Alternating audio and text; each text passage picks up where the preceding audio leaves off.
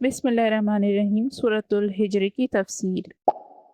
इस आयत में कुरान करीम ने तवज्जो दिलाई है कि सिर्फ खाने पीने और दुनिया में मज़े उड़ाने को अपनी ज़िंदगी का असल मकसद बना लेना और उसी के लिए इस तरह लंबी लंबी ख्याली उम्मीदें बांधते रहना जैसे ज़िंदगी बस यही है, ये काफिरों का काम है। मुसलमान दुनिया में रहता ज़रूर है और इसमें अल्लाह ताला की दी हुई नेमतों से फ़ायदा भी उठाता है, मगर इस दुनिया को अपनी ज़िंदगी का मकसद नहीं बनाता, बल्कि उसे आखिरत की भलाई के लिए इस्तेमाल करता है, जिसका बेहतरीन रास्ता शरीयत के अहकाम की पाबंदी है। ये अल्लाह ताला की तरफ से फरिश्ते उतारने की फरमाइश का जवाब है। मतलब ये है कि जिस कौम के लिए कोई पैगंबर भेजा गया हो, उसके पास हम फरिश्ते उस वक्त उतारते हैं जब उस कौम की नाफरमानी हद से गुजर जाती है और इस फैसले का वक्त आ जाता है कि अब उन पर अजाब नाजिल होगा। और जब ये फैसला करके फरिश्ते भेज दिए जाते हैं तो फिर उस कौम को ईमान लाने की मोहलत नहीं मिलती, क्योंकि ये दुनिया एक इम्तिहान की जगह है। यहाँ इंसान से जो ईमान मतलूब है वो ईमान बिल गैब है, जिसमें इंसान अपनी अकल और समझ को काम मिलाकर अल्लाह ताला और उसकी तौहीद के आगे सर तस्लीम खम करे। अगर गैब की सारी चीज़ें दुनिया में दिखा दी जाएं तो इम्तिहान ही क्या हुआ।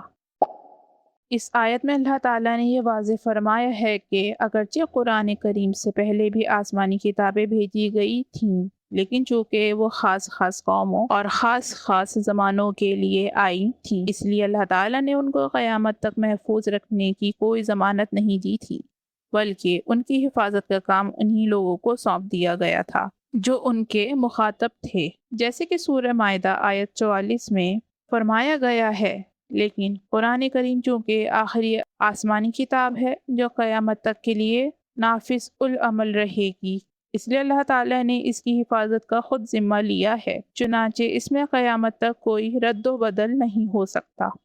अल्लाह ताला ने इसकी हिफाजत इस तरह फरमाई है कि छोटे छोटे बच्चों के सीनों में उसे इस तरह महफूज कर दिया है कि अगर बिलफर्ज कोई दुश्मन कुरान करीम के सारे नुस्खे माज़ल्ला ख़त्म कर दे, तब भी छोटे छोटे बच्चे उसे दोबारा किसी मामूली तब्दीली के बगैर लिखवा सकते हैं, जो बज़ाते खुद कुरान करीम का जिंदा मौजिज़ा है। ये बात से कुरान करीम भी मुराद हो सकता है, यानी कुरान करीम उनके दिलों में दाखिल तो होता है, लेकिन उनके मुजरिमाना तर्ज अमल की वजह से वो उन्हें ईमान की दौलत नहीं बख्शता।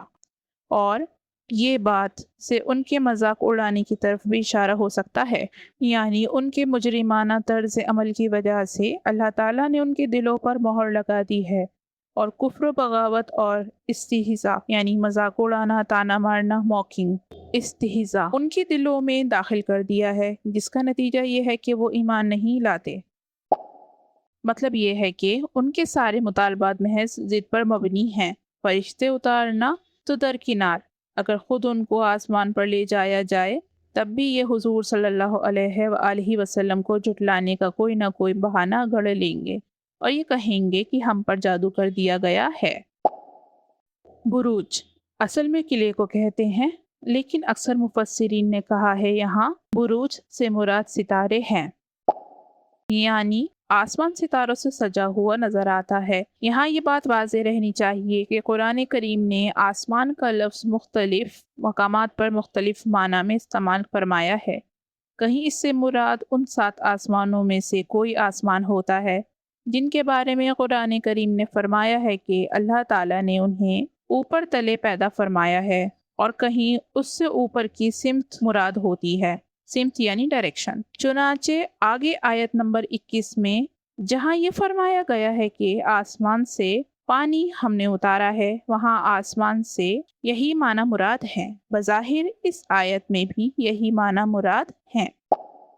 यह हकीकत कुरान करीम ने कई जगह बयान फरमाई है कि शैतान आसमान के ऊपर जाकर आलम बाला की खबरें हासिल करना चाहता है, ताकि वो खबरें काहिनों का मतलब है ज्योतिषी, फ्यूचर बताने वाले, फॉर्च्यून टेलर्स और नजूमियों तक पहुंचाएं और वो उनके ज़रिए लोगों को ये बावर मतलब यकीन कराएं कि उन्हें गैब की बातें मालूम हो जाती हैं, लेकिन आसमान में उनका दाखिला शुरू ही से बंद है।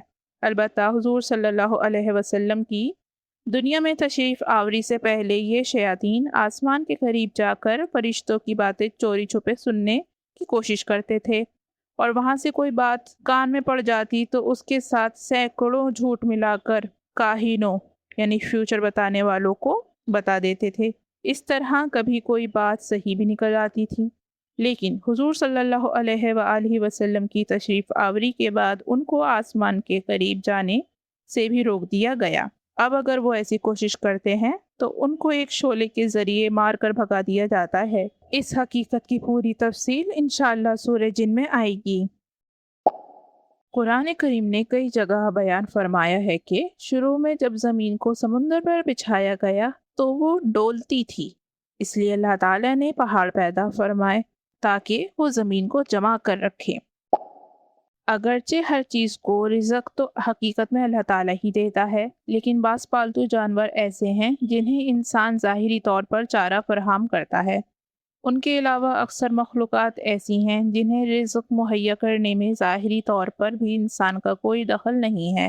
اس آیت میں اللہ تعالیٰ فرما رہے ہیں کہ ہم نے انسانوں کے لیے بھی رزق کے سامان پیدا کیے ہیں، اور ان مخلوقات کے لیے بھی جنہیں انسان ظاہری طور پر بھی کوئی غذا فراہم نہیں کرتا۔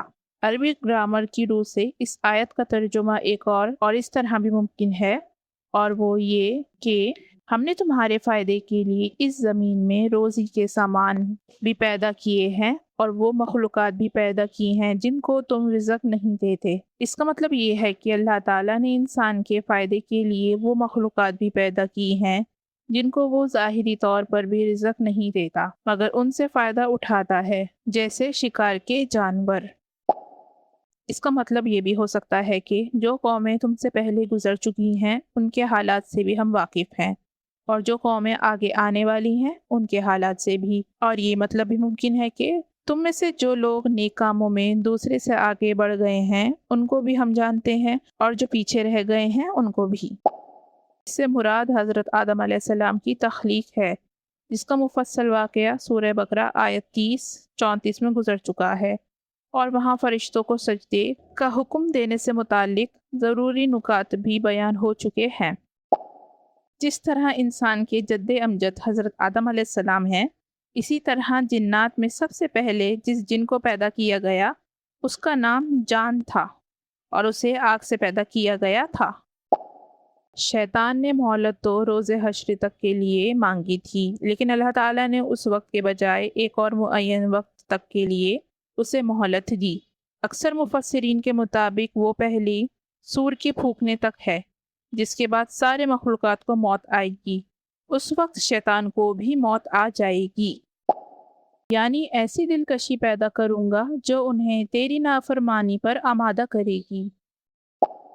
اللہ تعالیٰ نے اسی وقت واضح فرما دیا کہ جو لوگ اخلاص اور بندگی کا راستہ اختیار کریں گے وہ سیدھا مجھ تک پہنچیں گے، اور ایسے لوگوں پر شیطان کے بہکاوے کا کوئی اثر نہیں ہوگا۔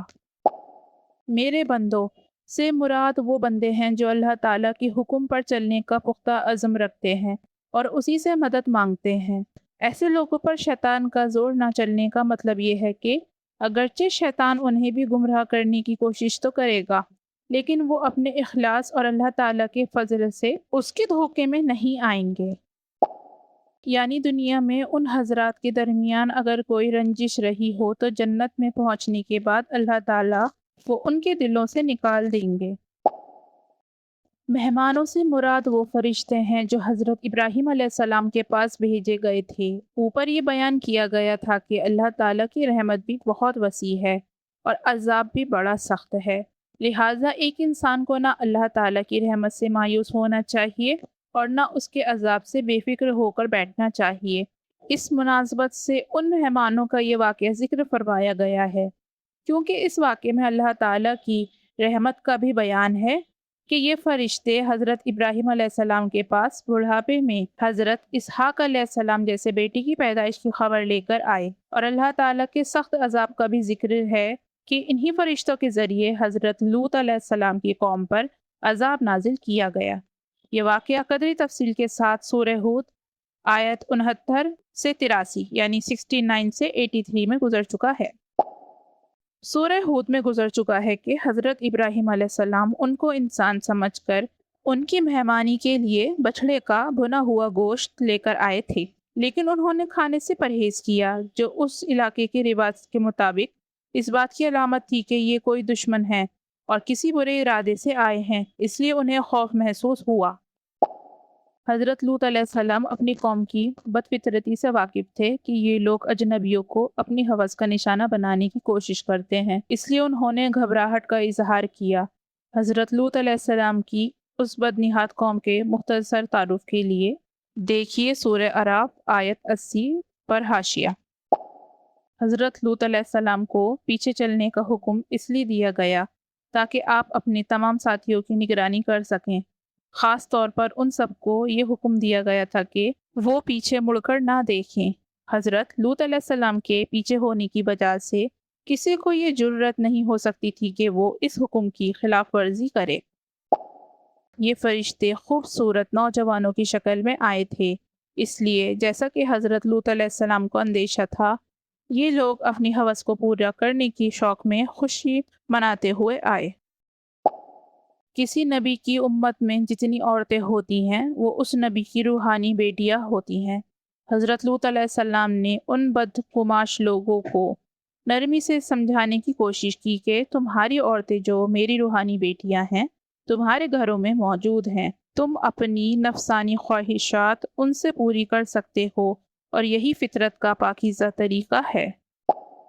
حضرت لوط علیہ السلام کی بستیاں اردن کے باحیرہ مردار کے آس پاس واقع تھیں۔ عرب کے لوگ جب شام کا سفر کرتے تو ان بستیوں کے آثار ان کے راستے میں پڑتے تھے۔ آیت 72 کے بارے میں یاد رہے کہ اللہ تعالیٰ کی ذات و صفات کے سوا کسی کی قسم کھانا انسانوں کے لیے جائز نہیں، جیسے کہ سورہ صفات کا حاشیہ نمبر 1 میں بیان کیا گیا ہے کہ اللہ تعالیٰ کو اپنی کسی بات کی تصدیق کے لیے قسم کھانے کی ضرورت نہیں ہے، لیکن قرآن کریم میں اللہ تعالیٰ نے مختلف چیزوں کی جو قسمیں کھائی ہیں وہ اول تو عربی زبان کی فصاحت و بلاغت کا ایک اسلوب ہے جس سے کلام میں زور اور تاثیر پیدا ہوتی ہے۔ دوسرے، جن چیزوں کی قسم کھائی گئی ہے ان پر اگر غور کیا جائے تو وہ اس دعوے کی دلیل ہوتی ہے جو ان قسموں کے بعد مذکور ہوتا ہے، اور ہمارے لیے جائز نہیں اللہ تعالیٰ کی ذات و صفات کے سوا کسی اور چیز کی قسم کھائیں۔ آئکہ اصل میں گھنے جنگل کو کہتے ہیں۔ حضرت شعیب علیہ السلام جس قوم کی طرف بھیجے گئے تھے وہ ایسے ہی گھنے جنگل کے پاس واقع تھی۔ بعض مفسرین نے کہا ہے کہ ایسی بستی کا نام مدیان تھا، اور بعض کا کہنا ہے کہ یہ مدیان کے علاوہ کوئی اور بستی تھی اور حضرت شعیب علیہ السلام اس کی طرف بھیجے گئے تھے۔ اس قوم کا واقعہ سورہ اعراف آیت 85 سے 93 یعنی 85 سے 93 میں گزر گیا ہے۔ تفصیلات کے لیے ان آیت کے حواشی ملاحظہ فرمائیے۔ دونوں سے مراد حضرت لوط علیہ السلام اور حضرت شعیب علیہ السلام کی بستیاں ہیں۔ جیسا کہ اوپر گزرا، حضرت لوط علیہ السلام کی بستیاں تو باحیرہ مردار کے پاس تھیں اور حضرت شعیب علیہ السلام کی بستی مدیان بھی اردن میں واقع تھی، اور اہل عرب شام جاتے ہوئے ان دونوں کے پاس سے گزرا کرتے تھے۔ ہجر، ہا کے نیچے زیر، قوم سمود کی ان بستیوں کا نام تھا جن کے پاس حضرت صالح علیہ السلام کو پیغمبر بنا کر بھیجا گیا تھا۔ ان کا واقعہ بھی سورہ اعراف آیت 73 سے 79 یعنی 73 سے 79 میں گزر چکا ہے۔ یعنی اس کائنات کو پیدا کرنے کا مقصد یہ ہے کہ نیک لوگوں کو آخرت میں انعام دیا جائے اور نافرمانوں کو سزا دی جائے، لہٰذا حضور صلی اللہ علیہ وآلہ وسلم کو تسلی دی جا رہی ہے کہ آپ ان کافروں کے اعمال کے ذمہ دار نہیں ہیں، بلکہ ان کا فیصلہ اللہ تعالیٰ خود کرے گا۔ درگزر سے مراد یہ نہیں ہے کہ ان کو تبلیغ نہ کی جائے، بلکہ مقصد یہ ہے کہ ان کو سزا دینا آپ کی ذمہ داری نہیں ہے۔ مکی زندگی میں ان سے لڑنے کی بھی اجازت نہیں تھی، اور ان کی طرف سے جو اذیتیں مسلمانوں کو پہنچ رہی تھیں ان کا بدلہ لینے کا بھی حکم نہیں تھا۔ درگزر کرنے سے یہ مراد ہے کہ فی الحال ان سے کوئی بدلہ بھی نہ لو۔ اس طرح مسلمانوں کو تکلیفوں کی بھٹی سے گزر کر اعلیٰ اخلاق پیدا کیے جا رہے تھے۔ اس سے مراد سورہ فاتحہ کی 7 آیتیں ہیں جو ہر نماز میں بار بار پڑھی جاتی ہیں۔ غالباً اس موقع پر سورہ فاتحہ کا خصوصی حوالہ اس لیے دیا گیا ہے کہ اس صورت میں بندوں کو ایاک نعبد و ایاک نستعین کے ذریعے ہر بات اللہ سے مانگنے کی تلقین فرمائی گئی ہے۔ گویا یہ ہدایت فرمائی جا رہی ہے کہ جب کوئی تکلیف یا مصیبت پیش آئے، اللہ تعالیٰ سے رجوع کر کے اسی سے مدد اور اسی سے صراط المستقیم پر قائم رہنے کی دعا کرو۔